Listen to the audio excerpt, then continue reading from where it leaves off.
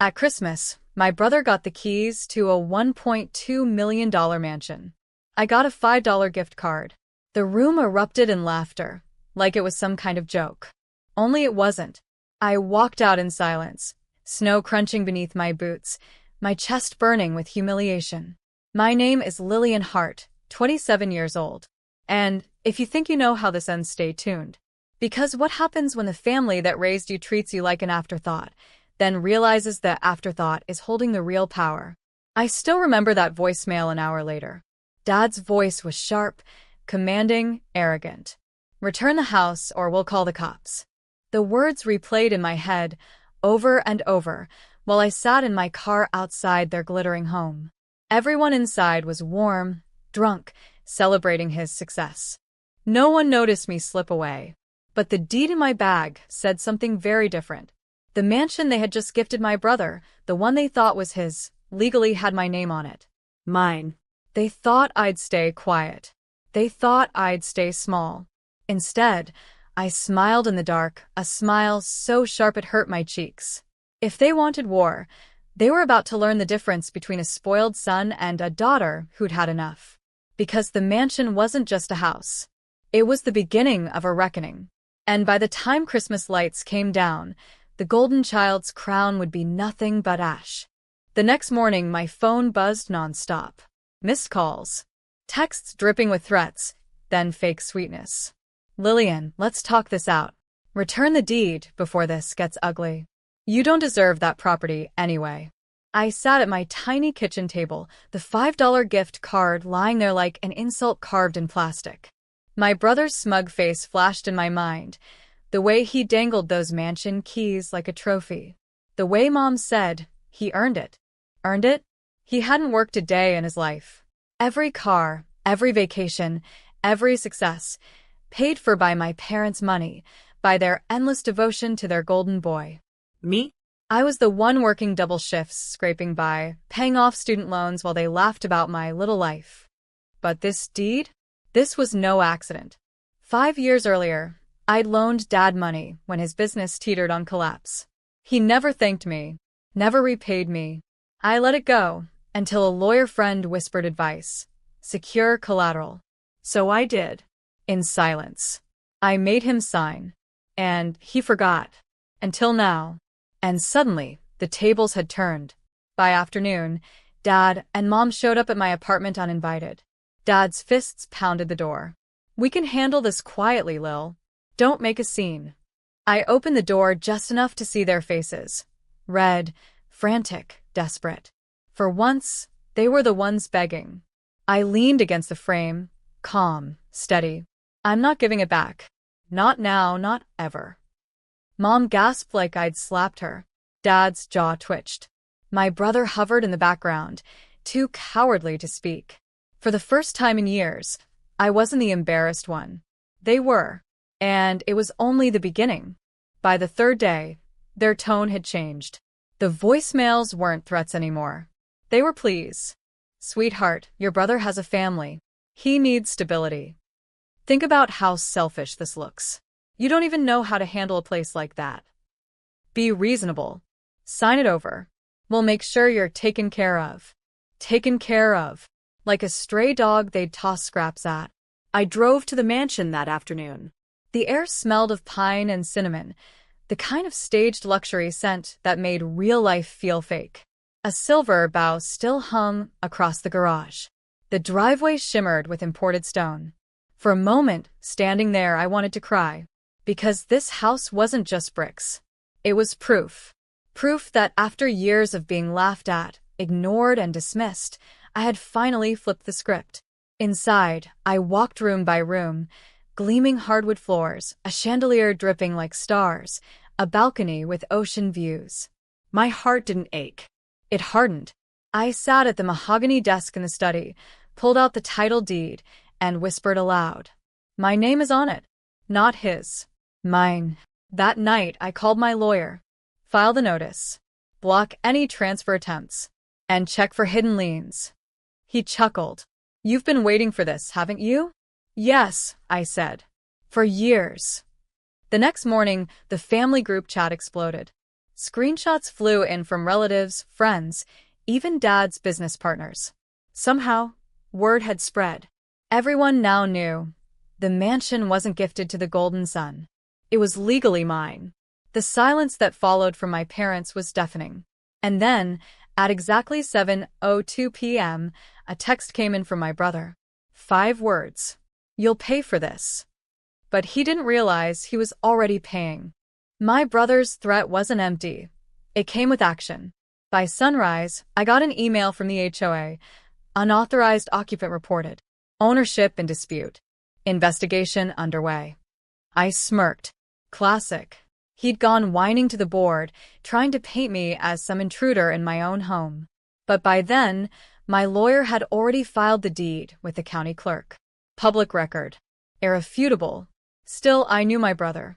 He wasn't just going to stop. That night, I parked my car outside the mansion, headlights off, and waited. At 11:46 p.m., a moving truck pulled up. My brother hopped out, face red, veins bulging. Behind him, Mom and Dad, arms crossed, looking smug. They really thought they could storm the place. I stepped out slowly, phone in hand, recording. "Evening," I said. "Need directions? Because this isn't your house." Mom hissed, "Stop embarrassing us. Hand it over before this gets ugly." I tapped the document app on my phone, holding the glowing screen toward them. Title deed. Filed. Stamped. My name. Not his. Dad lunged forward, but froze when I added. "And this conversation?" Already uploading to the cloud. Their faces dropped. Rage mixed with panic. They weren't used to being cornered. My brother kicked the moving truck tire, cursing under his breath, then spat. "You don't deserve it. You've always been nothing." I smiled. Funny.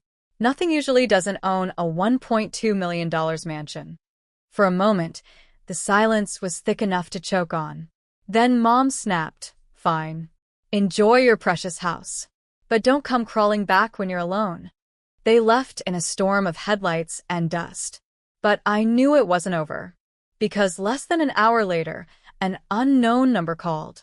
A deep voice said, "We need to talk. About your brother's debt." The voice on the phone was sharp, heavy with menace. "Your brother owes us $200,000. And guess whose address is now on record for collateral?" My stomach tightened, but I didn't flinch. "That's his problem, not mine." The man chuckled darkly. "See, that's where you're wrong. Family always pays." Click. The line went dead. For a moment, I stood frozen in the middle of the marble foyer, staring at the chandelier swaying faintly above me. They weren't bluffing. My brother's recklessness had finally come to collect, and somehow, he tied me into it. I checked the county records again. Sure enough, tucked inside the deed file was a lien attempt, dated weeks earlier, under my name.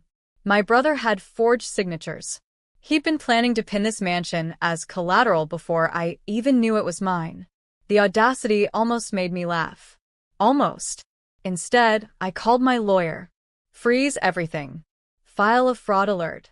Notify the sheriff. And get me every single document with my name on it. By noon the next day, I had a folder thicker than a phone book. Fake loan agreements. Bogus contracts. My signature scrawled across pages I'd never seen. My parents knew. They had to. That night, I drove to their house. My brother's BMW sat crooked in the driveway, music blasting from inside. I rang the bell. Mom answered, eyes narrowed. "You look tired," she said. "Keeping up with your new life already?" I held up the folder and smiled. More like cleaning up his mess. Her smirk faltered. Dad appeared behind her, tense. "Whatever this is, you'll drop it. For the family." I leaned closer, lowering my voice until it cut sharp. "The sheriff will be here tomorrow morning. I suggest you prepare yourselves." For once, they had no comeback. But just as I turned to leave, my brother stumbled into the hall, clutching his phone. He grinned, slurring his words. "You think you've won? Wait until the bank auction. Let's see how you feel when strangers are living in your mansion." The next morning, my phone buzzed at 8:17 a.m. "Sheriff's office. We're outside your parents' residence." You might want to come down. By the time I arrived, the scene was pure chaos. A patrol car in the driveway. My brother pacing with his hair a mess, yelling into his phone. My mom clutching her robe like a shield, whispering furiously to Dad. And Dad, arms crossed, glaring at me as though I had betrayed them. The deputy held up the folder of forged documents. Signatures don't match. This is a felony. My brother snapped. She planted those. She's obsessed with ruining me. I didn't bother arguing. I simply handed over a USB drive with the time-stamped copies I'd pulled from the county's digital portal. Every document, every date, every forged mark, backed up and undeniable. The deputy nodded. We'll escalate this. Ma'am, you're clear. Sir, you'll need to come with us for questioning. The moment the cuffs clicked onto my brother's wrists, Mom let out a wail that rattled the porch. You can't do this. He's our son. Her words cut deep, but not in the way she intended. They didn't say my son. They said our son. I was standing right there, and yet I was invisible again. As the patrol car rolled away, Dad turned to me with venom in his eyes. You've destroyed this family. For a house. I met his gaze steadily. No, Dad. I just refuse to let your favorite destroy me. For a long moment, silence swallowed us both. That night, as I sat by the fireplace in my mansion, a thought lingered. The deed was safe, my brother was facing charges, and yet, I knew they weren't done. My family had never taken defeat quietly. And right on cue, at 11:42 p.m., my phone lit up with an unknown number. A voicemail dropped seconds later. You think the law protects you? You don't know who you're really up against. I played it twice, the voice distorted, threatening, unfamiliar. My victory was only just beginning to unfold. The voicemail replayed in my head all night. The voice wasn't my father's, wasn't my brother's. It was someone else entirely. Someone they'd pulled into this twisted mess. By sunrise, I had a plan. I called my attorney and forwarded the message. Run a trace. I want to know exactly who's behind this. Hours later, the answer chilled me. The call had come from a burner phone purchased with my parents' joint account. So they weren't just enabling my brother. They were actively weaponizing outsiders against me. That evening, I drove back to the house I grew up in. The front yard was littered with cars, friends, neighbors, maybe even church members. It looked like a gathering staged for sympathy. Inside, my parents sat with smug expressions while my brother, out on bail, sulked in the corner. Mom started first. You think money and paperwork make you better than us? We've spoken to people who can fix this. You won't win. I let the silence stretch, then slid a manila envelope onto the coffee table. Inside, printed bank records showing the burner purchase, cash withdrawals tied to Dad's signature, and emails they thought I'd never see. Mom's smile faltered. Dad's face turned red. My brother muttered something under his breath, but I raised a hand. No. You don't get to speak. I leaned forward, voice calm but sharp as glass. You forged documents. You laundered through my accounts. You bought threats with your own money. Every move you've made ties back to you. And tomorrow morning, your friends will read about it on the front page. Not my doing, just the truth coming to light. The room cracked with silence. Even their closest allies shifted uncomfortably, realizing they were sitting beside criminals, not victims. My father tried to bluster. You wouldn't dare. But I cut him off. It's already in motion. Reporters have copies. Bank officials, too. And the sheriff? He'll be here again soon. Except this time, it won't be just my brother answering questions.